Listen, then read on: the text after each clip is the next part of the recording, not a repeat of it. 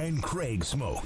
Chris Karpman covers Arizona State. We got to know him back when a lot of that transition or the possibilities were going on, and he's done a great job of reporting a lot of the transition within Arizona State's administration, too. Chris, thanks for your time. It's obvious there's like 5 or 6 programs in the Big 12 that are not getting much love at all, that not much expectations. Arizona State's one of them. There's others, too. If Arizona State was to somehow get to a bowl game this year, how does that happen? What will have to happen? Stay healthy. A much better turnover rate than last year, which was quite unusual, I would say. The defensive coordinator at ASU, Brian Ward, has had a lot of takeaways in his 8 or 9 years as a coordinator. Last year, there weren't hardly any. I think it was a little bit anomalous. And then much better quarterback play. That's obviously the most important position in the game. Can't really turn the football over. You have to be able to manage the team and sustain drives, pick up some scrambles for some first downs. I think the mobility at that position is going to be a lot better this year. Put those 3 things together and get a little bit of lucky, and you got a chance to get to a bowl game. So quarterback-wise, Sam Leavitt is going to be the guy. They had Jaden Rashada, and he went off to Georgia. How much of a shock was that? Were they ready to hand the starting job over to him, or was Sam Leavitt really in the lead, and that's what precipitated Jaden Rashada going to Georgia? Yeah, I think it was a combination of factors. Rashada had hurt his hand. He said it happened lifting some boxes when he was moving before spring ball. He wasn't able to practice in the first, not in 11 on 11 or 7 on 7 in the first 10 or so spring practices. Sam Leavitt, he's an athletic guy and has a pretty good upside. I think just those 2 things together made it more likely that he was going to be the quarterback. And the default nature of Rashada had really, going to different high schools and different colleges, being committed to different places. He's had a hard time sticking. Georgia's going to be a little bit different, probably understanding that he's not going to come in and play right away. So he'll probably be there at least a couple of years, and then we'll see. But ASU added Jeff Sims after spring ball. He had a really bad year at Nebraska, but prior to that, he's responsible for a lot of yards and a lot of touchdowns at Georgia Tech as a multi-year starter. So, you can't really rule him out at the start of camp, but it does seem like Leavitt is the most likely quarterback, and he's a 4-star recruit coming out of high school, top 20 or so. Quarterback prospect in the country, has a lot of tools that reminds Kenny Dillingham of Bo Nix, who he coached at Oregon, and helped him really develop and become the elite player that he is now. And so we'll see. There's a lot of development ahead for Leavitt, but the tools are there, and he's going to have to, as I said earlier, for ASU to be successful, not turn the football over and be able to manage an offense. I don't think we've talked to you since Big 12 Media Days. You can correct me if I'm wrong there, but I was curious of just what your impressions were of the scene in Las Vegas, Arizona State. Obviously some familiar faces and a lot of new faces, and just kind of what did you make of the mix in this first year of this new Big 12, Chris? It was cool. Being there on the field at Allegiant Stadium, more media covering the Big 12, a lot of these teams. I looked over next to when Arizona State in the breakout sessions or some of the players were talking, right next to ASU was Oklahoma State. And you had, as you guys know, an hour or so from a big city. And yet there were 20 something media members there talking to the players. And so just the excitement, the passion, how much it means to a lot of the folks in these college towns, I think is really cool. And it's a little bit different. I mean, that exists if you go to Corvallis or Pullman, Washington, or Eugene, for example. But I think that sort of a culture permeates the Big 12 a little bit more. And of course, for ASU, we have really good access to media, and so I've been able to talk to a lot of those guys and the coaches even before going there. So more so, I liked being able to meet a lot of the Big 12 media, and then see people that work for 24/7 Sports that I don't get to see very often. Chris, August the 2nd, Friday, is the official entry day of the 4 new schools that come in from the Pac-12. They've already had press conferences, media days, and much more. The schedule's been released. Does that day come and go with like basically a whimper in Tempe, or does that mean much? It was kind of funny. They had a pre-camp media session last week, and it was done in the football facility where they normally have a backdrop that has ASU and the Pac-12 logos and then some sponsor logos all blended. But they couldn't have that backdrop anymore, but they couldn't have the Big 12 backdrop. So some of the media relations people were putting up a totally different type of ASU-only backdrop that we had never seen before. And those are the sort of behind-the-scenes things that you don't really think too much about. And they've taken all of the Pac-12 signage and the competitive, the fellow competitors from that conference.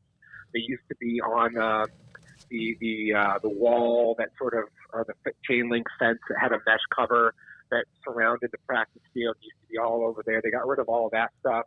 So these things have been kind of an ongoing transitional thing.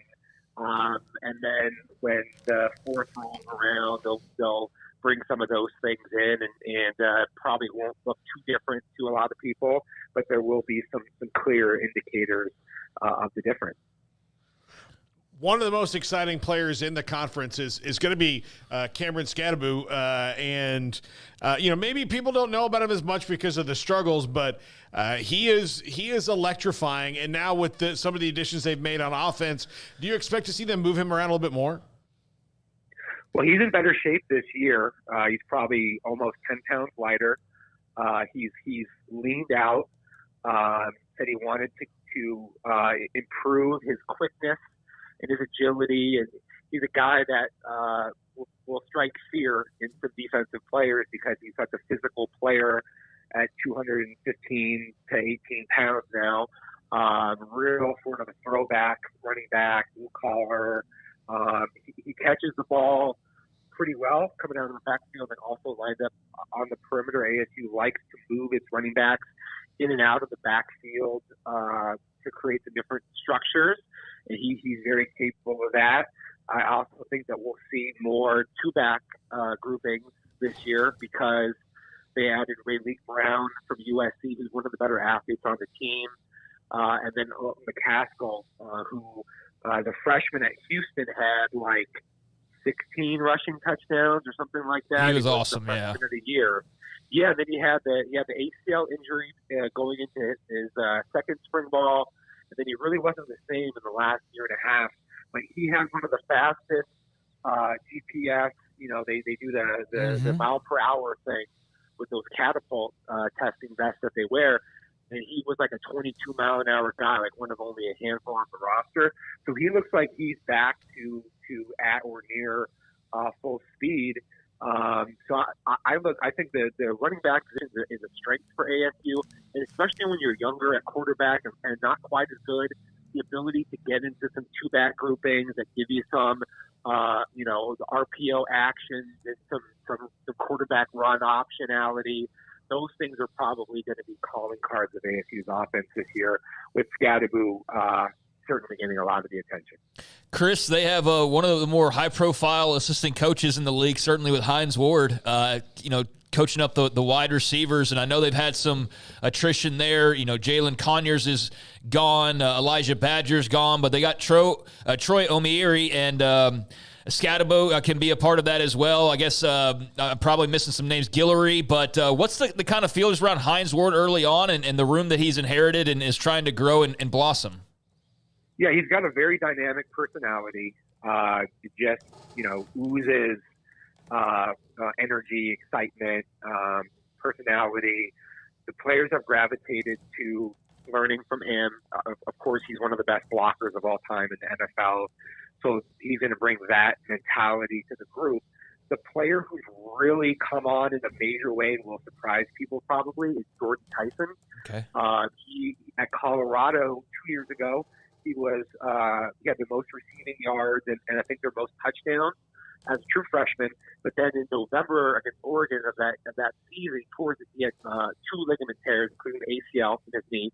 And last year he was not nearly back athletically, but this spring he was on the receiving end of more big play touchdown receptions from the quarterbacks, and especially Sam Levitt, than everybody else. And to be honest, it was comparable play to what we've seen in the past from Elijah Badger. So I think that he's going to really surprise people with his explosive big play capability this year, and maybe even be their top receiver on the team.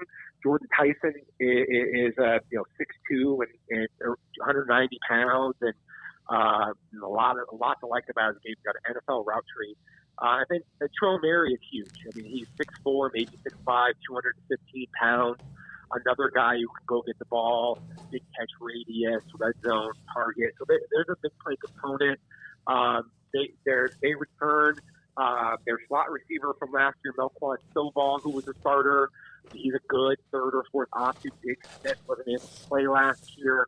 People will remember he was Gatorade National Player of the Year.